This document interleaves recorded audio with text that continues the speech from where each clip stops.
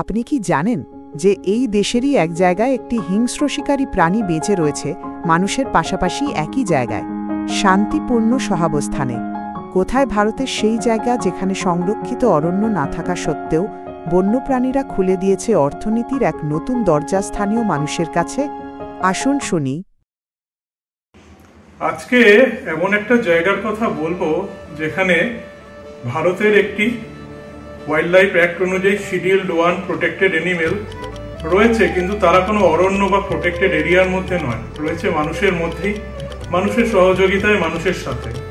অ্যানিমেলসটা হলো লেপার্ড অর্থাৎ চিতাবাঘ, আর যে জায়গাটার কথা বলছি সেটা হলো জাওয়াই, রাজস্থান। জাওয়াই রাজস্থানের পালি জেলায় একটি জায়গা, জাওয়াই নদীর তীরে।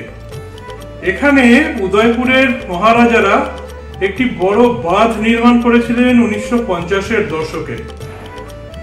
আপনারা শ্যাম বেনেগালের জুবেদা সিনেমাটার কথা জানেন, যে সিনেমায় দেখানো হয়েছিল উদয়পুরের মহারাজা হনুবন্ত সিং তার বান্ধবী বা স্ত্রী জুবেদার সাথে একটি বিমান দুর্ঘটনায় মারা যান, এবং সেই বিমান দুর্ঘটনার জায়গাটি হলো এই জাওয়াই বাঁধের ধারে। তো এই জাওয়াই বাঁধ আরাবল্লী পর্বতের মধ্যে একটি এমন জায়গা যেখানে লেপার্ডরা রয়েছে পাহাড়ের কন্দরে, গুহায় এবং ওখানে ছড়িয়ে ছিটিয়ে থাকা গ্রামগুলোর আশেপাশে। এবং এই জাওয়াই বাঁধ তৈরি হওয়ার পর থেকে ওই অঞ্চলের নানা রকম পাখি তাদের আনাগোনা বেড়ে যায়, যার মধ্যে ফ্লেমিঙ্গো থেকে শুরু করে পেলিকান, বিভিন্ন রকম সারস এবং আরো বিভিন্ন রকমের হাঁস ও পরিযায়ী পাখিদেরও আনাগোনা জাওয়াই বাঁধে থাকে।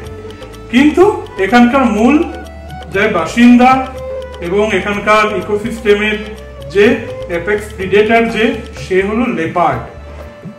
কিন্তু এই জাওয়াই বাঁধ কিন্তু কোনো প্রোটেক্টেড এরিয়া নয়, মানে কোনো সংরক্ষিত অভয়ারণ্য বা ন্যাশনাল পার্ক নয়, কারণ এখানকার যে পাহাড়, জমি জমা তা সবই ফরেস্ট ডিপার্টমেন্টের আওতার বাইরে। তা হয় ব্যক্তি মালিকানাধীন অথবা গ্রাম পঞ্চায়েতের অধীন। কিন্তু এসব সত্ত্বেও রাজস্থান সরকার এই জাওয়াই এরিয়াকে 2010 সালে লেপার্ড কনজারভেশন রিজার্ভ হিসাবে ঘোষণা করে। এবার এই কনজারভেশন রিজার্ভের থেকে সাথে অন্যান্য স্যাংচুয়ারি বা ন্যাশনাল পার্কের ফারাক হচ্ছে এখানকার এলাকা ফরেস্ট ডিপার্টমেন্ট বা সরকারের অধীন নয়, কিন্তু এখানে লেপার্ডদেরকে বিশেষ নজরদারিতে, বিশেষ যত্নে রাখার জন্য এটি কনজারভেশন রিজার্ভ হিসাবে ঘোষণা করা হয়েছে। 19.78 বর্গ কিলোমিটার এরিয়া জুড়ে 2010 সালে এই এলাকা ঘোষিত হয় একটি কনজারভেশন রিজার্ভ। এবং এখানে লেপার্ডরা কিভাবে মানুষের সাথে টিকে রয়েছে, যে কথাটা আমরা বলছি, এর শুরুতে ফিরে যেতে হয় তাহলে 90-এর দশকের শেষের দিকে, যখন এখানে দেবী সিং, যিনি এখানকার স্থানীয় রাজ পরিবারের একজন সদস্য, তিনি এখানে একটি ওয়াইল্ড লাইফ রিসর্ট গড়ে তোলেন লেপার্ড লায়ার নামে। এবং তাদের বংশের ইতিহাস যদি আমরা আজ 500 বছর পুরনো দিনে ফিরে যাই, তবে দেখতে পাবো তারা অ্যাকচুয়ালি মেবারের রাজ পরিবার অর্থাৎ রানা প্রতাপ তাদের পরিবারের বংশধর। রানা প্রতাপের চতুর্থ সন্তান তিনি এইখানে একটি তার নিজের আলাদা রাজত্ব গড়ে তোলেন, এবং তাদের বংশধররাই এখানে একটি বিশাল এরিয়া নিয়ে নিজেদের রাজত্ব পরবর্তীকালে তৈরি করে। একটা সময় যখন দেশে বন্যপ্রাণী সংরক্ষণ আইন ছিল না, তখন এই জাওয়াই অ্যাকচুয়ালি ছিল লেপার্ড শিকারের একটি জায়গা। রাজা, মহারাজা, সাহেব সুবরা এখানে আসতেন তাদের জীবনের প্রথম লেপার্ড শিকার করতে। এখানে এতই লেপার্ডের পপুলেশন ছিল।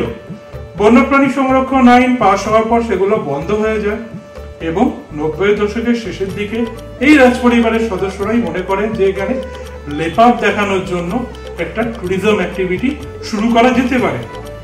সুতরাং এখানে যে ট্যুরিজম অ্যাক্টিভিটি শুরু হয়েছে তা তাদের প্রতি তাদের কৃতিত্ব তাদেরকে অনেকটাই দেওয়া যায়। তারা স্থানীয় যে অধিবাসী আছে এই জাওয়াই এরিয়াতে, তাদেরকে তারা বোঝান যে লেপার্ডদের গুরুত্ব, লেপার্ডদের নিয়ে যদি কোনো ট্যুরিজম কাজকর্ম এখানে শুরু করা যায় তাহলে তাদের কি উপকার হতে পারে।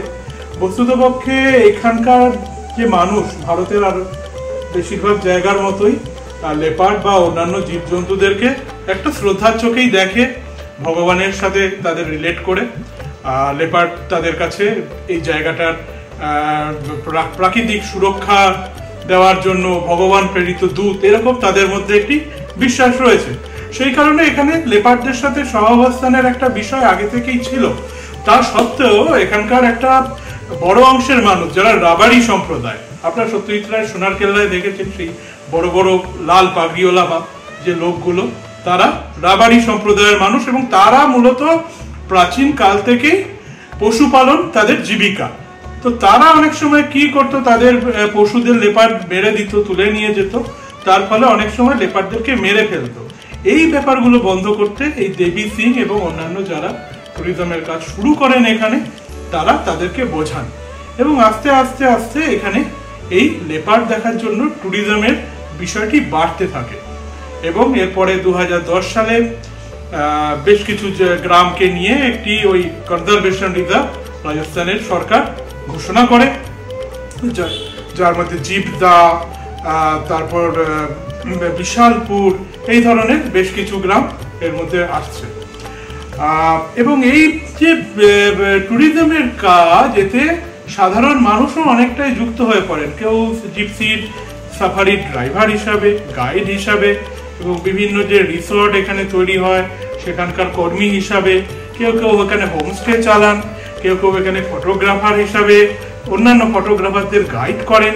তো এইভাবে একটি স্থানীয় অর্থনৈতিক কর্মকাণ্ড লেপার্ডকে ঘিরে এখানে তৈরি হয়। লেপার্ডকে পিছনে যে ওয়াইল্ড লাইফ ট্যুরিজমের কর্মকাণ্ড, তার জন্য এখানকার সাধারণ গ্রামের মানুষের মধ্যে আস্তে আস্তে লেপার্ডদের প্রতি আরো বেশি সহনশীলতা বাড়তে থাকে।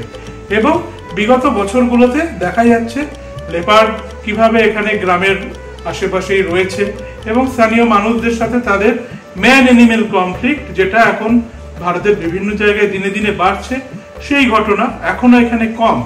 লেপার্ডরা এখানেকে মূলত খাদ্য হিসাবে ওই গ্রামের গরু, ছাগল, মোষ এদেরকেই গ্রহণ করে। তার কারণ এখানে যে অন্যান্য যে প্রাণী যেগুলো অরণ্যে থাকে লেপার্ডের খাদ্য হিসাবে, হরিণ বা নীলগাই, সেগুলো এখানে খুবই কম সংখ্যায়। কিছু ফেরাল পিগস মানে ঘুরে বেড়ানো কিছু শুয়োর রয়েছে, তাদেরকেও লেপার্ডরা কখনো কখনো শিকার করে। গ্রাম থেকে কুকুর তুলে নিয়ে যায়, আপনারা জানেন কুকুর লেপার্ডের একটা প্রিয় খাদ্য।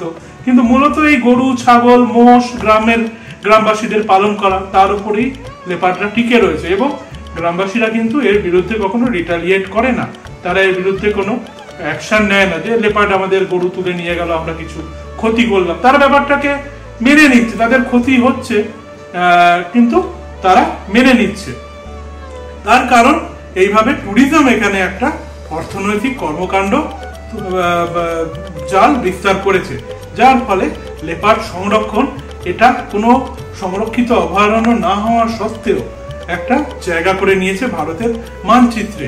এবং এটা একটা মডেল হিসাবে দেখা হচ্ছে যে এইভাবে ম্যান অ্যানিমেল কোএক্সিস্টেন্ট যদি সম্ভব হয়, তবে দেশের অন্যান্য জায়গাতেও কেন না এইভাবে বন্যপ্রাণী সংরক্ষণ করা যেতে পারে। যাওয়াই সেই জন্য একটা অদ্ভুত নিদর্শন হয়ে রয়েছে আমাদের দেশে, যেখানে কোনো সংরক্ষিত বনাঞ্চল না হওয়া সত্ত্বেও আমরা লেপার্ডকে সংরক্ষণ করতে পারছি স্থানীয় মানুষের সহযোগিতায়। কিন্তু এর কি কোনো নেগেটিভ দিক নেই? আছে। তার কারণ আপনারা জানেন আমাদের গ্রানাইট যে পাথর বিভিন্ন নির্মাণ কাজে ব্যবহার হয়, তার একটা বড় অংশ আসে আরাবল্লীর বিভিন্ন জায়গা থেকে। এবং আরাবল্লী তো শুধু এইটুকু অংশে নয়, সেই বিশাল হরিয়ানা, রাজস্থানের একটা বড় অংশ জুড়ে আরাবল্লী রয়েছে। এবং এর বিভিন্ন অংশে যে গ্রানাইট মাইনিং হয়, তার ফলে তার বিভিন্ন জায়গাতেই লেপার্ড সহ অন্যান্য বন্যপ্রাণীদের ক্ষতি হয়। এবং সেই গ্রানাইট মাইনিং এর নেগেটিভ ইম্প্যাক্ট এই পালি জেলার জাওয়াই এরিয়াতেও রয়েছে। যদিও আগের থেকে তা অনেকটা কম, তা অনেকটাই স্থানীয় অধিবাসীদের চাপে, যারা পর্যটনকে একটা নিজেদের উপকার হিসাবে দেখছে, তারা এই মাইনিং লবির বিরুদ্ধে সরব হয়েছে যে মাইনিং এর ফলে বন্যপ্রাণীদের ক্ষতি হচ্ছে। এর সাথে সাথে এই যে ট্যুরিজম যেটা এখানে হচ্ছে, সে যেহেতু এটা কোনো প্রোটেক্টেড এরিয়ার মধ্যে নয়, সেহেতু কোনো রেগুলেশন যেটা একটা সংরক্ষিত বনাঞ্চলে থাকে, কোনো সংরক্ষিত বনাঞ্চলের মতো রেগুলেশন সিস্টেম এখানে নেই। তার ফলে অনেক সময় কি হচ্ছে, জিপসিগুলো লেপার্ডদের খুব কাছে চলে যাচ্ছে এবং যত্রতত্র কোনো রিসর্ট গজিয়ে উঠছে। সেই রিসর্ট গজিয়ে ওঠার সময় লেপার্ডদের বাসভূমির কথা মাথায় রাখা হচ্ছে না। তো সেটাও একটা ট্যুরিজমের ক্ষতিকর দিক হিসাবে দেখা যাচ্ছে।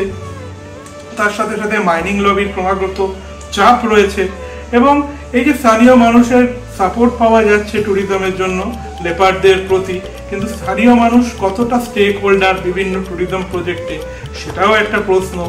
তারা কিছু ছোট হোমস্টে চালাচ্ছেন, guide, safari driver, photography guide এসব হিসাবে কাজ করছেন, বিভিন্ন রিসোর্টে কাজ করছেন, কিন্তু বিশেষজ্ঞরা বলছেন যে তাদেরকে আরো বেশি বেশি করে এই ট্যুরিজমের যে বিভিন্ন প্রপার্টি রয়েছে সেগুলো যাতে তারা চালাতে পারেন, তারাও যাতে নিজেদের উদ্যোগ নিতে পারেন, সেই ব্যাপারগুলোর দিকে নজর রাখতে হবে, তাহলে স্থানীয় মানুষের সমর্থন আরো বাড়বে।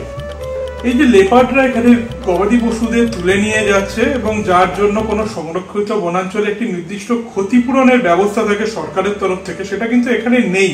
অনেক সময় বিভিন্ন রিসর্ট বা হোটেল থেকে এই ব্যাপারটাও দেখা হচ্ছে যে স্থানীয় যে অধিবাসীদের গবাদি পশুর ক্ষয়ক্ষতি হচ্ছে তার জন্য কোনো ক্ষতিপূরণ তারা কখনো কখনো দিচ্ছে, কিন্তু তার কোনো নির্দিষ্ট নিয়ম যদি সরকারের থেকে চালু করা যায়, সরকার যদি ব্যাপারটার দিকে দায়িত্ব নেয়, তবে ভবিষ্যতে ম্যান এনিমেল কনফ্লিক্ট বাড়ার সম্ভাবনা আরো খানিকটা কমানো যেতে পারে।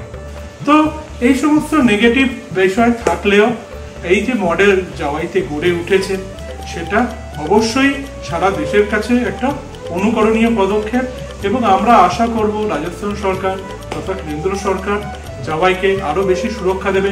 রাজস্থান দেশের প্রথম রাজ্য যে প্রজেক্ট টাইগারের মতো প্রজেক্ট লেপার্ড ঘোষণা করেছে এবং সেখানে আমরা জানি জয়পুরের যে ঝালানা আছে সেটা এক্সক্লুসিভলি লেপার্ডদের জন্য একটি সংরক্ষিত অরণ্য হিসাবে গড়ে তোলা হয়েছে, যেখানে নির্দিষ্ট বাউন্ডারি রয়েছে এবং ঢোকা বেরোনোর নির্দিষ্ট নিয়ম সেখানে তৈরি হয়েছে।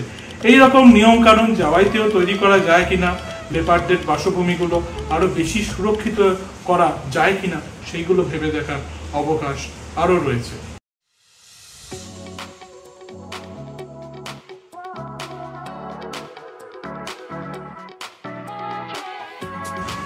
এরকম আরো অনেক তথ্য নিয়ে আমরা আসবো বনে পাহাড়ের ইউটিউব চ্যানেলে আরো বেশি বন্যপ্রাণীদের সম্পর্কে, প্রকৃতি সম্পর্কে গল্প করতে। নজর রাখুন, চোখ রাখুন আমাদের ইউটিউব চ্যানেলে। এই ভিডিওটি লাইক করতে এবং আমাদের চ্যানেল সাবস্ক্রাইব করতে